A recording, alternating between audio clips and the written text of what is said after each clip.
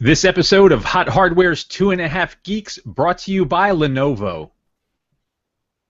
Hey, we're back, and I'm red-faced. Now I'm not. There you go. Dave Altavilla here. Hot Hardware's 2.5 Geeks webcast. Welcome back. We've got Paul and Marco with us. Marco Chiappetta, Paul Lilly, both from Hot Hardware. Marco, our managing editor, and Paul, editor at large, editor small, editor everywhere. He's omnipotent. Good to see you, fellas. What's happening? Hey, brother. What's new and exciting? Yeah, same old stuff. Beautiful weather out there today. Looking forward to this podcast. Lots of stuff to talk about. Paul's looking extra pretty, so we're good. Ooh, thank you, Marco. We do have a good podcast today. We have some high-end hardware to talk about. And I missed last week's podcast. So my mom was in town visiting, and my son was graduating high school. I know yours did as well. Makes you feel old, doesn't it, Dave? Yeah. No, we had the Getting Gang on last week, the husband and wife team in your place, Paul, and we missed you, but they filled in quite well and mixed it up a little bit for us, which was nice. I saw they did great. You know why that kind of stuff makes you feel old? Because we are freaking old. I'm not going. Speak for yourself. I'm the oldest of the crew, but I'm the most in denial as well. So let's move along and dive right in because we do have a lot to talk about. It's been a busy couple of weeks. Tons of launches from virtually all of the major players, it seems, from Intel to NVIDIA to AMD on down the list.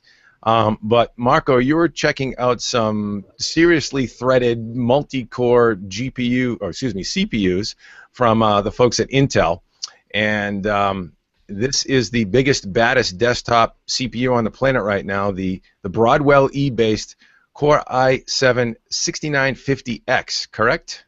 Absolutely. Absolute monster of a processor, as Dave mentioned, or maybe he didn't mention the exact number of cores.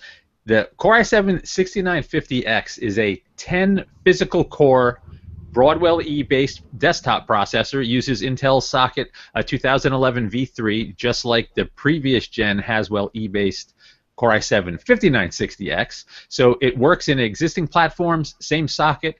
Worst case scenario, you need a BIOS update if you already have an X99 board.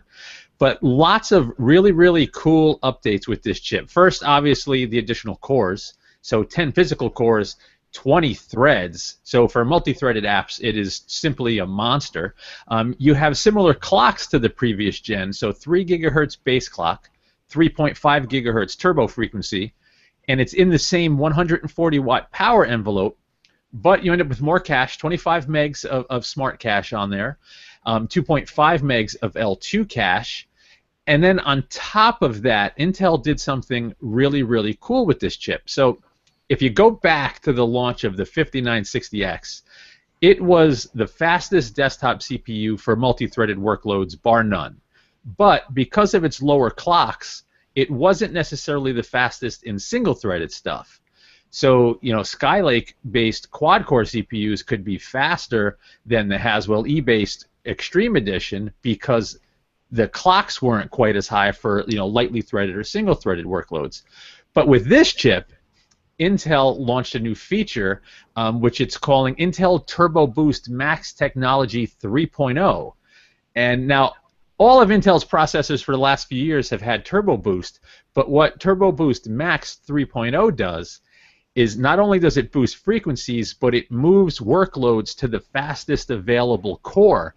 And what we found in our testing is that even though the clocks weren't quite as high, in single-threaded workloads, this thing's a monster as well. It wasn't always faster than Skylake, but it could compete with the fastest Skylake chips in single-thread as well. So you end up with a super-fast CPU for single-thread stuff, uber-fast for multi-thread stuff, and all-around great experience. The kicker, $1,700 though for the high-end chip. Holy cow! Ouch! Yes. Yeah, that's just a shade on the pricey side. Any chance that thing would come down street? I mean, there usually is a little bit of a softening of price after launch, but not a lot at the high end. It just seems really pricey. Yeah, I don't think it'll drop significantly anytime soon. I think even the 4960X is still $1,000. So the Extreme Editions tend to not really come down much, even when the new generation comes out. And there's really nothing at all that can come close to this. So if you come and check out our feature article, we have a bunch of benchmark data. So I updated every test bed I have in the lab, and I use the fastest chips available in every platform. So I have the fastest Skylake chip, fastest AMD FX chip, fastest AMD APU, fastest Skylake chip, all for comparison in every single benchmark. And now what you'll see is even the 4.7 gigahertz, so a full 1.2 gigahertz higher clock on a FX 9590 with 8 cores, 8 AMD cores, it doesn't even come close. In Cinebench, for example, less than half as fast. So there's nothing that can really push this thing in terms of competition from anybody else except a multi-core Xeon setup, which is going to be just as expensive. You could go with dual 6-core Xeons and maybe save a few bucks and end up with more physical cores, but it's also a more complex setup, more expensive board. So I don't know. I don't think it's going to drop down anytime soon. Yeah, we get the benchmark numbers on Cinebench up now, which is a real good, quick and dirty raw compute throughput benchmark that we use. It's very reliable, very scalable across cores and threads. And yeah, here it is, the 6950X up top, 2041 in the multi-threaded test versus the next fastest chip, which is Intel's Core i7-5960X, the 8-core variant, right? Previous generation Haswell-E at 1324. So you're talking, I mean, not quite 2x the performance here, but more than just what you would think would be the scaled boost for just another couple of cores. You've got that and some. Yeah, so, and I need to mention, I should have mentioned before I started, I'm monitoring comments on Facebook and YouTube if you have questions. And of course, James Pryor from AMD has already commented on my use of air quotes when I said 8 cores for AMD. And I didn't mean anything derogatory. You know that there's shared resources in the current cores, and you guys are changing it in Zen already. So that was the use of air quotes, because even you guys are changing the cores, James. We're being monitored. You're being watched, Marco. That's right. Careful what you say. That's a good distinction to make. Thank you, James. Important. But yeah, no, it's impressive to see the performance scale here, and the price is just crazy. I mean, if you think about the applications for this thing, you're really talking about the uber enthusiast that needs to have the fastest thing on the planet. If you're talking about the enthusiast market, it is a niche within a niche, so to speak. And then you're also talking about either mission critical or high-end workstation type applications where folks can really take advantage of those multiple cores, that 20 threads of processing, and need to do it in a single socket footprint. So yeah, there's definitely a market for it. It's just a very expensive market. Yeah, it's a little crazy expensive market. Yeah, but crazy kind of speed too. I mean, this thing isn't gonna obviously for gamers. Let's talk about the application for gamers. 10 cores, 20 threads at 3 to 3.5 gigahertz, maybe 4 gigahertz plus with overclocking. Is this thing of value for gamers? So I don't think you can call it a value, period, no matter what. I mean, it's expensive, period. I mean, for any kind of setup. Now, to answer that question for gamers, it's kind of tough to answer right now because as DX12 rolls in, which will make better use of additional cores in the CPU as well as additional GPU resources, the kind of landscape could change. With older games that aren't heavily threaded, no, I mean the Turbo Boost Max 3 tech and all of the additional bandwidth from the faster DDR4 memory and additional cache will help. But for older stuff, it's probably not going to be an upgrade for anybody that's got a relatively high-end CPU. Now, for the latest cutting-edge games, it might, and as DX12 gets more prevalent, it might even pull further ahead. But one thing that I would like to say, I did a ton of testing for this chip, again, because I updated every platform with new SSDs, Win 10, latest chips. And one thing that, at least for me, you'll notice for day-to-day computing use, Like all of those systems I tested, even though the bars are really different lengths, they're all freaking fast if you have fast memory and a fast SSD in there. The experience with Windows 10 and a fast SSD and fast memory, it's pretty freaking good across the board. So it's only when you run those workloads that tax the chips where you can really kind of, see them spread out. Yeah, let's share this out real quick. Here we go. So here's 3D Mark Firestrike, the physics test. So here you can see in a gaming scenario, calculating a physics workload, how much faster the chip is versus the previous gen. You've got 79 frames per second versus 50 frames per second. And then you can see the other chips scale on down from there. You get the quad-core Core i7-6700K, AMD's FX 9590 below that. And you can see, for calculating physics, which is a portion of some game workloads for sure, or most all game workloads actually, you've got a sizable advantage here. But when you scale, when you scroll down here to the actual, frame rates at 4K, so now we're talking about heavily GPU-bound scenarios. It's negligible between the previous gen 8-core and the 10-core Broadwell-E chip. Same thing here. Let's see. This is the Ultra preset again. Okay, here we've got Thief. Some real game titles here, and Hitman. Within a frame or two of each other. So, not a huge, by any stretch, or significant advantage for that. Right. The one area where that gets lost in the benchmarking to where a multi-core chip can help, and most people don't explain this properly. They think, oh, you only need multi-threaded apps taking advantage of a multi-core chip. But all of those background processes and all that stuff running in the background on your system, each one of those could be a potential thread or multiple threads. So if something were to maybe kick in the background while you're gaming, maybe the additional cores help because your resources for the game aren't in contention. But yeah, we're splitting hairs there. If you're running a game that's GPU bound and you have a fast CPU that's keeping the cards fed, you're not going to see a lot of difference between them. Right.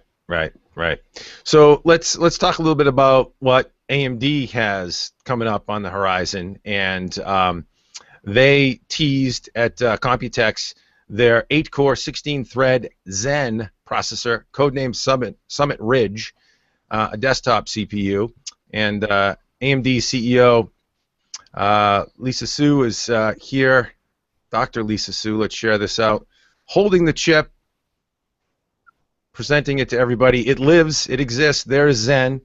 And what do we know about Zen, and what can we say about this chip and its likelihood of competing with Chipzilla at Intel? It's a tall order to say the least, especially when you think about versus Broadwell-E and chips like that. But I think everybody is rooting for Zen. Everybody wants some serious competition in the high end in CPUs.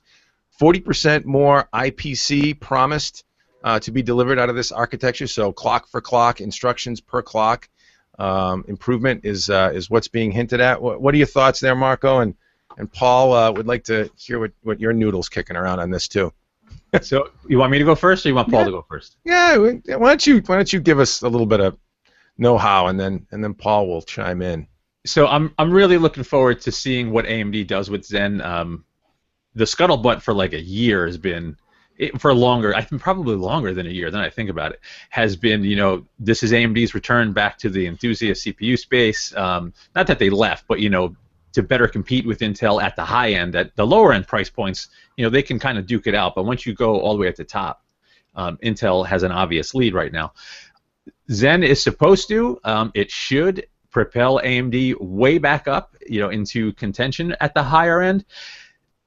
Now, what I was mentioning before, Zen's going to have fewer shared resources, plus it's also going to have, AMD's version of symmetrical multiprocessing. So an 8 physical core chip is going to do 16 threads, and they're targeting, obviously, an 8-core for their mainstream and higher-end chips. So 16 threads minimum on those chips. Plus, that increase in IPC is going to be a huge help. Now, without knowing clocks, you really can't say exactly where the chips are going to fall, but if you were to compare, say, an FX 8370, current gen mainstream 8-core, FX8370, which has, if I might get the clocks off, I think it's either 4 gigahertz or 4.2 base. I don't have it memorized. And compare it to Skylake, a 40%, which is a 4 gigahertz clock on a 6700K, a 40% boost in IPC, it catches up a little, but it doesn't catch up. So AMD will have to make up for it with additional cores, assuming there's not other. I would bet the farm there's other performance enhancements that help overall platform performance as well, but it's going to be very tough to catch Intel, unfortunately for AMD. Can they do it? Yes, they did it in the past. I mean, they blew past AMD with the original Athlon, so it's doable, and maybe they're keeping things close to the vest, but it's going to be a really tough fight at the ultra high end. At the very least, though, it is going to shoot them up the stack. Yeah, yeah. Paul, what do you think? Would you place some bets on AMD coming back and going toe to toe? Well, Marco's right. It's going to be tough for them to compete, but I think what's interesting is AMD's confidence in itself at this point, because they've, for a long while they've kind of attacked the lower end market, the value segment, and the mid range. Intel, they'll kind of concede that Intel has the performance grind. If you want to go and spend $1,700, $1,800 on a processor, fine. But for everyone else, we've got this and this, and we'll beat you on bang for buck. But here, Dr. Sue came out and said, we have Zen, we're excited about it, and she flat out said it's a return to desktop for our enthusiasts. So it's kind of exciting to see AMD excited about what they have coming up. Yeah. Yeah, no, I agree. It is encouraging for sure. So we're talking FinFET manufacturing process. It's 16 nanometer FinFET. Are they getting to with this? If I remember, it's 14, and that's actually another point to make. I think everyone was kind of surprised how high the latest NVIDIA GPUs were clocked with early 16 nanometer FinFET. So if AMD has some luck with the clocks and they get some nice high frequencies, plus that IPC boost, plus some platform improvements, plus the magic that they work with their power profiles, for multi-threaded stuff, these Zen could be a freaking monster. We'll see. Yeah, I think if they can even catch previous generation 8-core, maybe the 5960X variant, Haswell-E, if you will, 8-core performance, you've got a win right there. That's a tall order, but core for core, clock for clock kind of thing. If they're at parity or even within striking distance, they're going to sell some chips, and that's cool. Yeah. So let's move along to the mobile side, and hopefully you guys aren't getting much echo. We're experimenting with our setup here still, so I'm going to turn down some volumes and try and keep the echo at a chill. Marco, did you see anything more for comments, questions in the chat? Let me refresh. Right now we are good. James from AMD says he's always watching. I know it. And let me check Facebook. And Facebook, we are clear. So nope, we're good. All right, cool. James is always watching. That's awesome. It's good to know you're with us, James. Good to have some audience, brother. Hey, so let's talk a little bit about the mobile space and a player who has been absolutely off the hook dominant for so long now that basically Intel and NVIDIA kind of just gave up the ghost on competing in smartphones with them, and that's ARM. And interestingly enough, just recently, NVIDIA CEO Jensen Huang came out and said, we're not so interested anymore in handset development, and developing specifically SoCs, Tegra SoCs, low power integrated chips for smartphones. They did get a few smartphone wins back in the day with earlier version Tegra variants. Lately, they've been much more targeted towards tablets and certainly the Shield platform, the set-top box console platform that they have, media streaming and gaming device. But he just came out and pretty much said, you know what, we're done messing with smartphones, and we're bailing on that. And that was an ARM core-based technology, but Intel just a few months back came out and said we're also cutting off some Atom SKUs, some low power Atom processor SKUs that target handsets as well. And so again, the writing on the wall for Intel there, where they believe the future is in specifically the 2-in-1, where their growth market will be, and PCs proper, if you will, versus ultra-mobile tablets and smartphones. So interesting changes and shifts, and it really sort of underscores ARM's dominance. And they recently just came out to sort of, I guess, drive a nail in the coffin maybe of any competitors thinking of stepping up, and released the Cortex A73, and they tap 10 nanometer FinFET technology for this bad boy. I'm going to go ahead and share it out. Not a lot of sexy graphical detail here, but as you can see, let me present to everybody. There we go. ARM Cortex A73 and companion ARM Mali G71 GPU. Cortex A73 is the CPU complex. Now, taking a step back to, I guess, previous generation architectures and what this means for ARM designs. Now, if you talk about ARM designs, you talk about handset chips from various manufacturers, whether it be Qualcomm with their Snapdragon series, whether it be Samsung with Exynos, whether it be Huawei with Kirin 950. I mean, you can go on and on. There's lots of custom silicon built on ARM licensed cores. Here is the Core ATEX 73, and they are comparing it in these graphs, hopefully you can see this pretty well, to their previous generation architecture. So Cortex A57 specifically, their 20 nanometer process, 1.9 gigahertz core, often compared, companioned, with A53 in a big little format in processors like the Qualcomm Snapdragon 810. Here you see the A73, the green bar on the right. They are claiming a 2.1x performance lift, and this is just CPU now.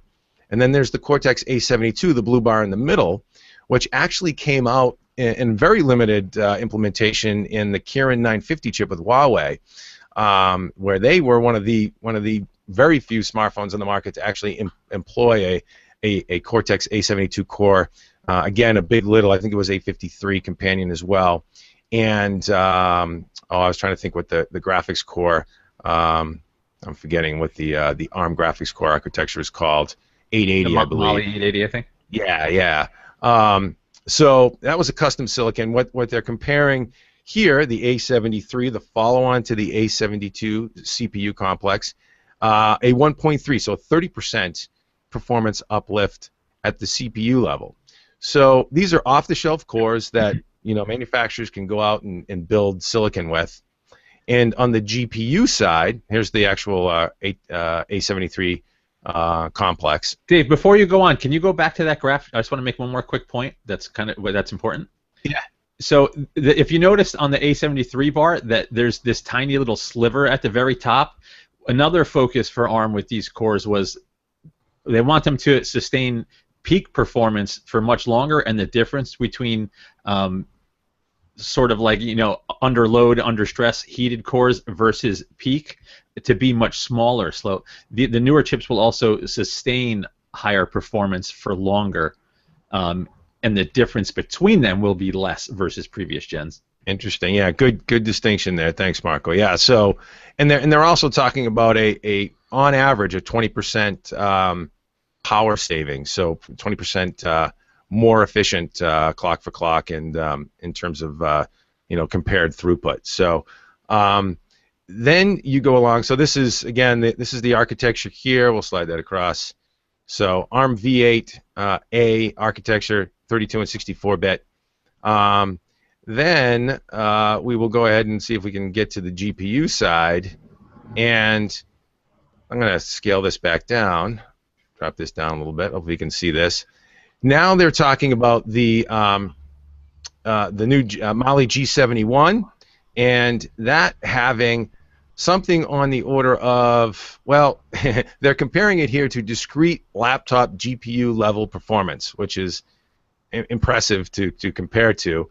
But they're talking about a 50% uplift versus the previous generation 880 core that they had implemented with the A72. So yeah, the Mali T880, a 50% performance boost over that, and with increases in external DRAM bandwidth, and again energy efficiency increased across the board by about 20%.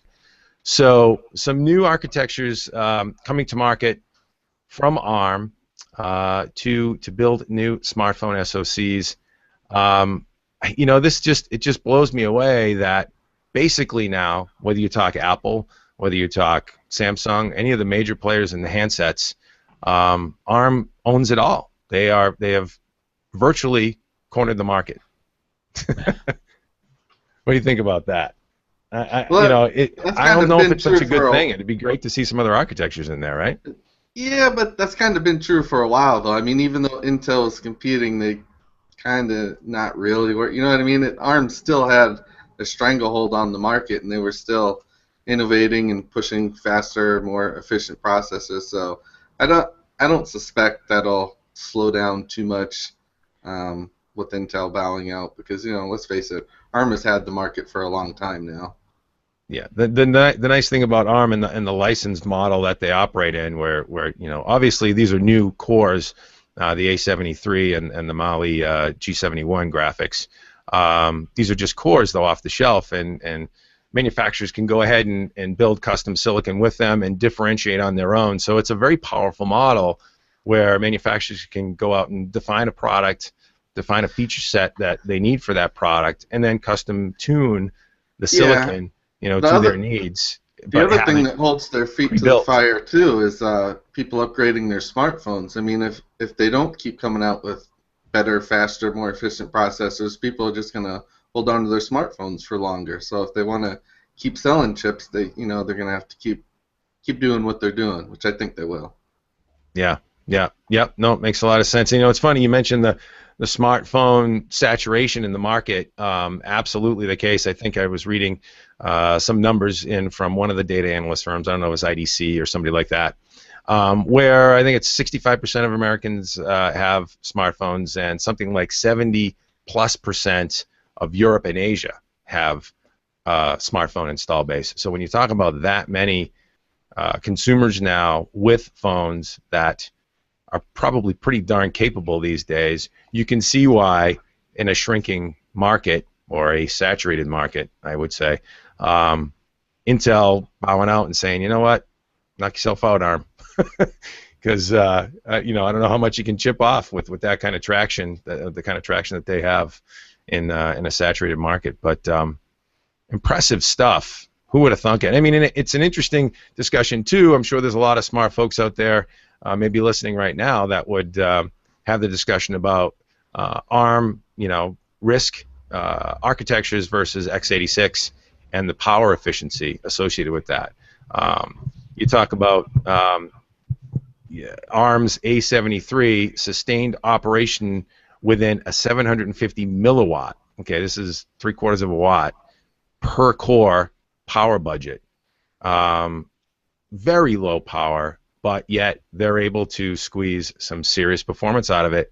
Console-like graphics with their GPU architectures, and just amazing stuff. The supercomputer in your pocket. What are you rocking these days, Mark? Are you still a Windows Phone flagship guy? Yeah, I'm still a glutton for punishment, having the 950 XL in my pocket. And you're happy to see us still?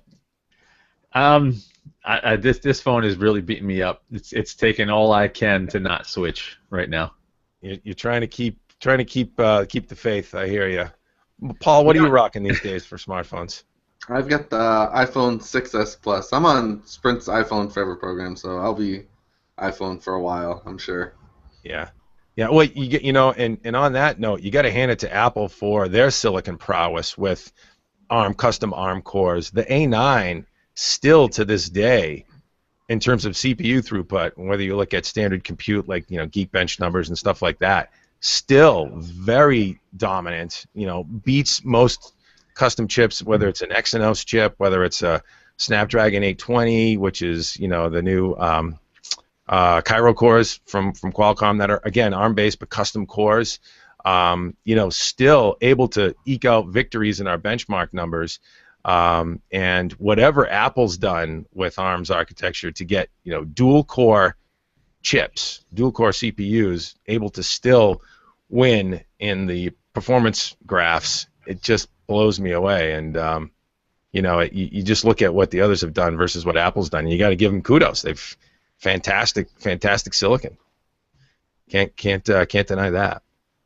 All right. Well, let's move along back to the desktop side and talk about something near and dear to our hearts: GPUs, graphics. They're sexy.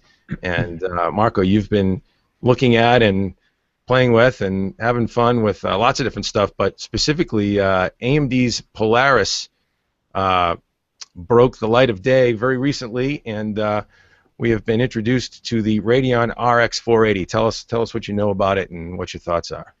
Yeah, so AMD just disclosed some official details on the RX 480. We've been talking about Polaris and some of the changes coming for quite a while. AMD kind of has been trickling news out for a bit.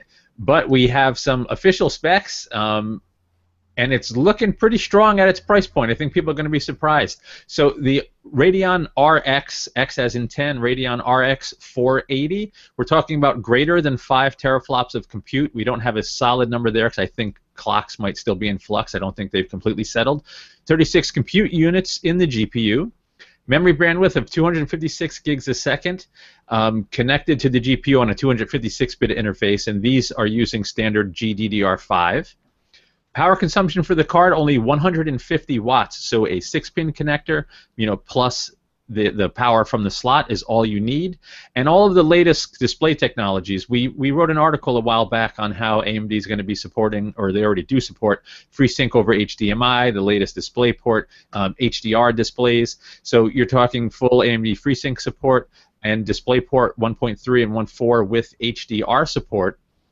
And now AMD is sort of targeting the VR space. The goal, at least this is the messaging for now, the goal with the RX 480 is to release an affordable graphics card that lowers the cost of entry for VR. VR is hot right now with the Rift and the Vive. People are loving the experiences, but let's face it, you need some powerful GPUs to make the experience ideal. AMD is saying for $199, the RX 480 is going to offer the experience of current $500 graphics cards, which lops $300 off that total cost of entry for VR, and could be really cool.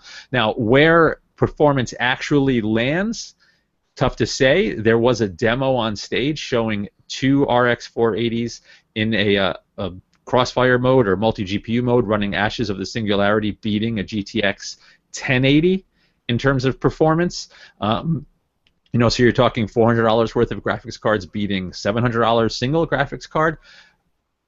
But single GPU performance, it's probably still up in the air a little bit. There's going to be tweaking of clocks and drivers to happen before launch, but looking like a strong graphics card at $200. I'm really looking forward to checking it out.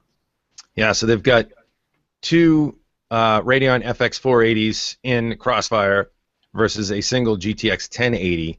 Here, AMD's Raja Koduri from the Radeon Technologies group showing the graph, 58.7 frames per second for the GeForce GTX 1080, 62.5 frames per second for the pair of Radeon RX 480s in Crossfire.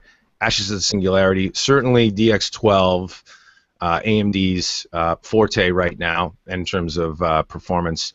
I'm not sure what this graph would look like in a DX11 application or a current-gen game, for example, but interesting comparison. Yeah, when you think about it, you got what $400 worth of graphics cards in the AMD's case. Yes, you've got a dual slot times 2 solution versus single slot, but you're going to save what, up to maybe $150, $200 for the AMD solution, right?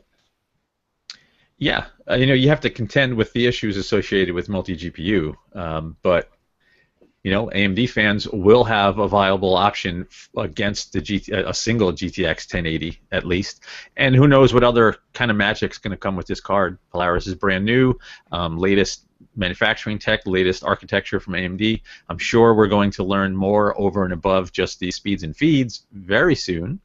So interesting, very exciting summer in terms of GPU, CPU tech. Good time to be a PC gamer and PC enthusiast, that's for sure.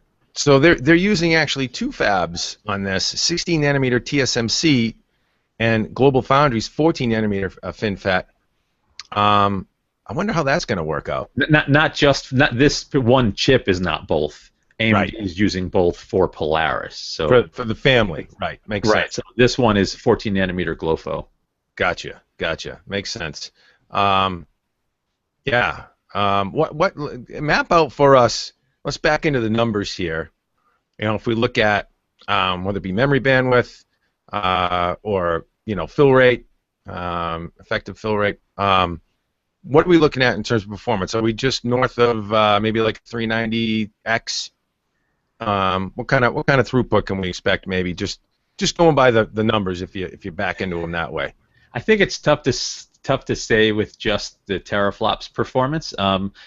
I don't remember the numbers off the top of my head, but technically a 980 Ti had lower peak teraflop performance versus a Nano, and you see how that plays out in games. So what I'm hearing and what I think you're going to see is it's probably going to land between a 390 and a Nano. Maybe it beats the Nano some spots. I'm not sure. I'm guessing. I've read lots of scuttlebutt and discussions in forums from super GPU nerds, and some are saying kind of 390X class performance. Some are saying it does beat the Nano in some areas. I'm not sure. If it beats the Nano, it may be because of the additional memory.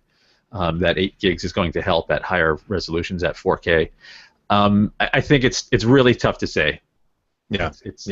Well, I mean, even if they're in that ballpark, when you talk about the cost differential and the power consumption savings, it's a compelling product. I think the more interesting discussion that no one's had yet is the die size of this GPU versus GP104 on 1070. Because if this GPU, let's say this GPU, I'm completely speculating. I could be completely wrong, but if this GPU is roughly the same size as the GP104 on 1070, then NVIDIA is going to have a much smaller chip in their mid-range parts that will probably perform on par with this. So, I mean, NVIDIA may have an advantage there, but based on just what we know right now, at 199, this should be an absolutely killer card when it hits. Yeah. I can't believe this chip isn't relatively small. You know what I mean? Like, yeah, it's got to be much smaller than a 1080. Why? What's that? Why? Yeah. Well, do we know transistor count? No. Okay. I'm just looking at performance and CUs, number of CUs, T-flops. It's got fewer. It's a mid-range chip. It's a more mid-range chip. Yep. Right. That's it should speculation. I guess we can't speculate too much, Paul. Since we're Sure. speculating, why don't you give us your speculation, and then we'll be done with that. What do you think? Yeah, I think, to me, the price is the most interesting part, because you're talking about, performance maybe comparable or in the neighborhood of a 390X, but you're looking at, half the price for this card. So I think it's gonna sell well. It's a good introduction to Polaris, put it that way. Yeah. Interesting way to enter the market, right? Very different than what NVIDIA does. They come out with the big gun first, or near big gun. We all expect that someday there'll probably be a 1080 Ti or something like that. But yeah, and then AMD comes out in the sweet spot of the market, that $199 price point, that $200 graphics card that we've all known and loved over the years. Every generation, it seems like, what price point sells the most graphics cards? Well, it's probably not the $500 or $600 graphics card, and certainly not the $1,000 graphics card. But yeah, $200. That's going to move a lot. That's going to move a lot online. At the e-tail, it's going to move a lot easier at brick and mortar. So interesting way to approach it. I wonder, what the numbers will look like when all these cards are out in the market and getting snapped up. This is compelling stuff. if this chip is, let's say, I'm completely guessing because it could be closer. If this was like 80 to 85% of a 1070's performance for half the price, plus with new cutting edge features courtesy of Polaris, AMD is going to sell every single one they make. Yeah, no, they'll kill it. You're right. You're right. If that's the case, if that's what we're looking at. So Marco, when can we expect a review? Soon-ish. Not allowed to say at this juncture. Soonish. Okay, so let's move on a little bit to something you just mentioned, Marco. Let's talk about NVIDIA and the 1070. That came out. You do have a review up on that. You put that card through its paces. Pascal for the masses, the GeForce GTX 1070, 8 gig now, 8 gigs of GDDR5 on board for $379, as low as $379. I think the Founders Edition is what, a little bit higher, $449. Right. Tell us what you know and what do you think? So I won't go nuts with the specs because it's the same GPU that's on the 1080, same physical GPU. One of the GPCs has been lopped off or disabled, so you have 3 GPCs versus 4, fewer CUDA cores. There's 1,920 CUDA cores on the 1070 and 120 textured units on the 1070. The GDDR5X that's on the 1080 is gone in place of GDDR5. Now, the cards look the same from the outside in terms of the Founders Edition, but underneath, it's a slightly less robust power delivery system, 4-phase power delivery on the card, and it's not a vapor chamber cooler. It's heat pipes and a more traditional heat sink under there. But you're talking killer performance out of a card. 8 gigs, as you mentioned, all of the same technologies that are available in Pascal that are available in the 1080. It's just scaled back in terms of performance. So let's just, if you look at something like, say, 3D Mark, a 1080 pulls, I'm just scrolling down, give me 1 second. So a 1080 scores, what does it score? It scores 4959, just under 5,000 in 3D Mark, and the 1070 is over 4100, basically right on par with a Titan X. So you're talking Titan X performance for less than half of the price, plus you get the advantages of Pascal, like the symmetrical multi-projection, things like that are more tuned for VR applications. And in actual game performance, let's go look at some DX12 performance. The 1070 versus 1080. 1080 is obviously going to be faster, higher clocks, more cores, faster memory. So in Hitman, let's say, at 4K, GTX 1080 averages about 47.5 frames per second, 1070, 37.5. So it's in a different league. But that 37.5 is faster than Titan X. And if you look at Ashes of the Singularity, same thing. It's actually a more substantial lead for the 1070 versus a Titan X. So really, really strong killer performance out of a graphics card that's, as you mentioned, starts at $379. There's confusion again with this whole Founders Edition business. $379 for partner boards with custom cooling. Not sure what clocks are going to be. The cards don't ship until June 10th. And the Founders Edition is $449 with all the clocks and specs that we mentioned in the article. This is kind of the upper sweet spot. The GTX 970 sold like crazy. This card is just a monster for $379. If partners actually do launch at $379, they're going to sell a ton of these graphics cards. Card doesn't launch for a couple more days, right? June 10th? June 10th for availability, yes. Yeah. What have we seen with the 1080 in terms of availability here? There's something going on in the market. There's a lot of demand. We actually had a story up where we had reported on Amazon merchants reselling these cards for huge premiums. $900 for 1080 cards because they had scoffed them all up and they were like scalping them, which really sucks. It's not right. It's not a nice thing to do. It doesn't help anybody except them, obviously. But do we think are these cards going to be in volume in that time frame? I mean, can we expect end of June 1070s to be flowing freely? Any resolution on that? So I think the 1080 has disappeared. because they all sold super fast. Like, so Computex was going on, and I've, a bunch of friends that were in Taiwan. Were posting pictures of the shops, and people lined up at midnight to buy 1080s, and like they sold out immediately in the brick and mortar stores as well. I'm sure availability was limited for the ultra high end, but NVIDIA just sold a ton of graphics cards is the bottom line there. I'm looking for availability now, and they're out of stock at Newegg as far as I can see. 1070 should be more stock. These are the pared down GPUs. They don't have to quite go through the hit the higher clocks of a 1080, so they can probably, you're going to get more of these out of a wafer. So I wouldn't be surprised if there's more of them available. The GDDR5 memory is more plentiful. The heatsink is less expensive, so probably wide availability on the 10th. Yeah. That's an interesting thing. They did get snapped up, and it's good to. It's good to know that I guess graphics, gaming and high-end PCs and GPUs are sexy still, like seriously sexy. And just as an indicator, we watch the traffic ticker on the site, and when we launched the 1080, when we launched the 1070 articles, when we launched the AMD Polaris stuff, all the meters went and pegged, which is a wonderful thing.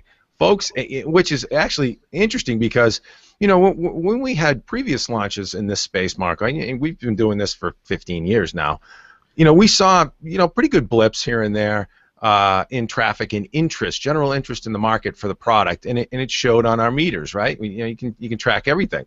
Now, with these recent launches, people are fired up. We were getting organic, genuine, moving the needle kind of interest on the traffic meters, and just because folks were coming to see the latest stuff, and it's refreshing, right? It's so you mentioned that. It's funny you mentioned that right now, because one of the comments we just got on YouTube from a longtime reader, Craig, he's actually a member of the AMD Red Team. He just said, the fun thing is we're just beginning to see what this generation of GPUs has in store for us from both AMD and NVIDIA. And that's true. We spent a lot of years with GPUs stuck at 28 nanometer. There was new releases, but there was lots of rebranding, lots of, reuse of existing GPUs for a lot of years. Now we have not only new process tech, new architectures, on top of that DX12 and Windows 10. There's just lots of good stuff happening in terms of PC gaming and graphics right now. I agree. It's a bit of a renaissance, or whatever you want to call it. Paul, what are you rocking these days for graphics under the Lily hood, the Lily muscle rig? A pair of 780 Ti's, so a little behind the curve. To upgrade? I do, just because I want it, not because I need it, if you know what I mean. But yeah, they're still working. But I think everyone that sees these and sees the price points to kind of, frothing at the mouth to upgrade. And the other thing, did you guys talk about the Founders Edition last week on the podcast? Yep. Okay, making sure. Yeah, we did. So just to recap, what NVIDIA has done with the Founders Edition, we used to call the NVIDIA built cards the reference cards, and the reference cards would come out first, and then later partners would come with custom boards, and the reference cards would kind of fade away. With the Founders Edition, NVIDIA, and apparently this was the messaging from NVIDIA and their partners, they want this sort of known quantity reference card using all premium materials to be available throughout the lifetime of the product now, and to keep that product in the channel forever, and to make a few bucks on it. The price kind of had to shoot up a little higher than what we expect from reference cards before. So, and then the other kicker was the cards used the same mounting positions as the previous gen. So all of these graphics, all the board partners that put in a ton of work creating custom coolers, they really don't have to do it again, or not as much, because they should be able to bolt on their custom coolers, to the PCB. So there's less money involved there, but I don't know. That's probably a lot of spin as well. I think someday soon, correct me if I'm wrong, the Founders Editions are probably going to go the way of the dodo, because all of these add-in board partners, the manufacturing OEM partners that NVIDIA has, are going to come out with custom coolers, overclocked cards that are going to have their own little spin, their own little flavor, whether it be Asus, Gigabyte, MSI, on down the line, EVGA. Well, right? a lot of them use premium components too. I know, like MSI touts there was at the military class or however they want to brand it, but a lot of them are using the high-end premium components. So I don't see a huge advantage in the Founders Edition long term. Yeah, I see a lot of the flip side is lots of folks I think want just unmolested reference cards, reference designs that they know meet all of the specs, meet the specs that NVIDIA has set. So I think there's at a $100 pricing premium though. You think? Well, it's a $50 premium, right? No, it's $100 on the 1080 and $50, or no, it's like $80 on the 1070. I think some people would. So we have a bunch of people watching. Hopefully, people that are watching are paying attention right now. Everybody watching, would you spend a little bit of a premium to get a reference card that meets all the specs and is going to work out of the box? And will probably run harder or run hotter than the custom cooled cards. Yeah, potentially. Point that out. Maybe quieter. Who knows? Does the idea of a Founders Edition or a reference card matter to you? So we'll revisit that if we get comments. I just that's an interesting question. Thanks for taking that poll, Marco. Hopefully, folks will chime in on that. I like that poll. Be good to know what folks think of that, because I think you're right. I mean, you think about it. I mean, yeah, it's two spec, from the factory or whatever, from the factory that gave birth to the GPU. But you think about these guys, Asus, EVGA, Gigabyte, MSI, these are all long-standing, very high-quality manufacturers that pump out really good stuff with 3- and 5-year warranties. I don't know. For me, it's kind of lost. That's just me. Maybe I'm saying something. Well, that's how I feel, because most of the third-party options, they're touting coolers they cool better, they run quieter, and you can overclock higher. And, so if you're going to pay more for the Founders Edition, I don't see it. Not always the case, but yeah. Yeah, so I'm not sure because availability and how things are, we don't really know for sure. The lesser expensive cards may not hit the same clocks, and the manufacturer's factory overclock cards may cost more than the Founders Edition. Right. So we got to see how it all shakes out. Yeah, absolutely. Got to see what the MSRPs look like in the channel. All right, well, let's move on real quick to notebooks before we sign off here, and before we tell folks stick around, because we've got some very good news about a serious sweepstakes contest giveaway, whatever you want to call it, coming up. But let's talk real quick about a new notebook that the folks at Dell released recently. This is the business class Latitude 137370. Think of it as the business sibling to the XPS 13. So I'm going to share this out now, and this is actually a pretty sleek machine. This is the Dell Latitude 137370, and as you can see here, 13-inch machine, carbon fiber build just like the XPS 13, and super thin and light. Also has, as you will notice, that very thin bezel Infinity Edge display by Dell. And so here we've got an Intel Core M5 6Y57 dual core, 4 mega cache, turbo boosted 2.8 gigahertz, Intel integrated 515 graphics, 13.3-inch QHD display. That Infinity Edge display you can get in a couple of different flavors. We actually tested the 3200 by 1800. I do believe they have a 1080p version as well. 8 gig of LPDDR3 at 1600 megahertz. A 256 gig M2 PCI Express NVMe SSD. So all the latest gear. The variant that we tested, all decked out with that 256 gig NVMe SSD, the QHD Plus display, 3200 by 1800 resolution, and 8 gigs of RAM, $2269. So a little on the pricey side, but it's sort of one of those you got to pay to play kind of thing, or when you're talking about that high-end setup on the RAM and the display and the SSD. But starting at $799. And what's interesting, I think, about this machine is that Dell has taken that very successful carbon fiber design, that carbon fiber build, composite hybrid carbon fiber and high-density polymer build and brought it to the business commercial line of products at Dell, the Latitude series specifically. And you also get that Infinity Edge displays. So we're seeing now a trend where, and certainly the Lenovo's done this too with the ThinkPad line, where it used to be that in the example of the ThinkPad, notebooks for the enterprise were sort of pedestrian, sort of square. They were intended to be very functional, very capable, not necessarily sexy or sleek or of the thinnest design or of always the highest end components, like in this example, the real high end display, unless you were talking about like maybe a workstation class notebook. But now we're seeing a lot of style to go with that substance in the commercial side for Dell and for many others, and it's kind of cool. It's kind of cool to see notebooks also getting sort of a rebuff and a revamp, not only at the consumer level where folks are buying notebooks for the home, but in the enterprise where folks want to look good and feel good in the boardroom as well, right? Paul, Yeah, would you dabble in something like this, or are you more of a give me a desktop replacement machine?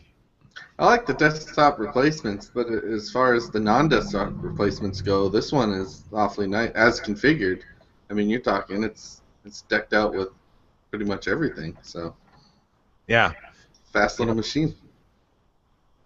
Yeah, it definitely it ruled the benchmarks pretty well. Actually, I shouldn't say it ruled. It actually did very well versus other Core M products, and we should talk about that. I'm going to share it out here a little bit, some of the numbers. It did pretty well, and it's because of that PCI Express SSD, NVMe SSD, sort of mid-tier performance versus, frankly, even other Core I chips. And that 6Y57 is a higher end Core M5 variant. So in certain cases where you're talking about strict throughput, here we are encoding audio and LAME. It's a little bit more middle of the pack to starting to get to the lower end. But as you look at things like SunSpider here, which is a JavaScript processing benchmark, here you're talking about latency and responsiveness. It's right here at the top of the pack. And again, that's courtesy of that fast I/O subsystem with the SSD and 8 gigs of RAM. PC Mark 8, here it is hanging right in the middle of the pack versus some Core i5, from previous generation, Core i5 4200U and Core i7 even 4500U systems. But because it's got that fast I/O, when you're talking about sort of standard compute tasks, like word processing, certainly browsing, crunching, spreadsheets, or doing some video streaming, webcam streaming perhaps, video conferencing. It hangs just fine. It's doing real well in these tests. So can't really complain about performance. Where we did see a little bit, where we wanted to see a little bit more from this guy was battery life. Here it is down at the sort of the bottom of the heap when it came to our video loop test. And however, we would caution that was really a result of more so of the 3200 by 1800 QHD display. So a 1080p display is going to give you a little bit more battery life, fewer pixels to light up. Battery Eater Pro, however, which is our heavy-duty worst-case scenario, heavy load, and it was actually near the top of the pack because of that power-efficient Core M processor. So kind of a tweener on battery life if you go for that higher-end display. But I don't know. I think for a 13-inch machine, what do you guys think? I think 3200 by 1800 is kind of overkill. Why not go with a 1080p display? I have 2560 by 1440 on the Dell, or excuse me, the Lenovo ThinkPad X1 Carbon that I run. I run that. That's a 14-inch machine. I don't know. QHD on a 13-inch machine. What do you guys think? I mean, I like the idea of that super high pixel density, but you show the trade-off there. So you can get the beautiful imagery, but you're going to trade some battery life for it. Yeah. Depends what you want. It depends on what you do too. I mean, I like that they're giving you that option, because if you need to have a lot of different windows open, full HD is kind of a tight squeeze in that regard. Yeah, yeah. I think a lot of manufacturers are offering that these days. You do get that option of picking a standard 1080p. Oftentimes it's standard 1080p and non-touch. If you don't want touch either. For a traditional notebook. I mean, I don't know how many times you guys find you're reaching out and touching your displays in notebooks these days. I personally don't all that much. Once in a while, it's convenient, but yeah, it's a mix for me. I mix between touch and the pad on the Surface. Yeah, yeah. No, I think in the even in the case of like the fully articulating hinges we're seeing, I don't know. I think in notebooks, people are still touching tablets, not as much in notebooks, and so. Yeah, it's nice to get a little bit of that cost out of there, get a little bit of the, take a lower end resolution and get some more battery life. So good stuff. And the folks from Dell, again, dressing up the business class with the Latitude 137370. We gave it an approved, HotHardware approved. Stopped by the site. Josh Gulick from our team checked it out and liked it pretty well. If you're looking for a business class machine, we would recommend that, and we approve of it. So. Marco, let's stay on the topic of mobile and notebooks and tablets, and tell the folks. I'm going to let you be Santa Claus here. Tell the folks about a really cool sweepstakes contest giveaway that we have coming up in the not so distant future. Sure. So while I'm talking, pull up the email from our Santa Claus with the actual models, because I don't have them memorized. But before I do that, a comment from Craig says, to be honest, I've never bought a reference card. Always waited for aftermarket cards. So the first comment is, in line with what Paul's thinking. Why not wait for aftermarket cards and not pay the premium? If there is no premium, so we'll see how it plays out here. But now going back to what Dave was hinting at, we could finally announce our next contest. I'm hopefully going to get the post up on the site after we get this podcast out the door. But our friends at Lenovo, who have sponsored this podcast, have also sponsored the next giveaway, and we have 3 machines to give away. Third place winner is going to win a beautiful tablet. Second place winner is going to win a beautiful convertible. And the first place winner is going to win, I believe, the Lenovo Y700 gaming notebook. Dave, do you have the models in front of you? I do. Specifically, first place. Actually, let's start at third place. We'll build up to first place. Third place is a Yoga Tab 3 Pro. This is a 10-inch slate. It is a 10.1-inch, the ultimate video tablet, as Lenovo likes to call it. Yoga Tab 3 Pro, 10-inch. And this actually has the built-in projector, which is kind of cool too.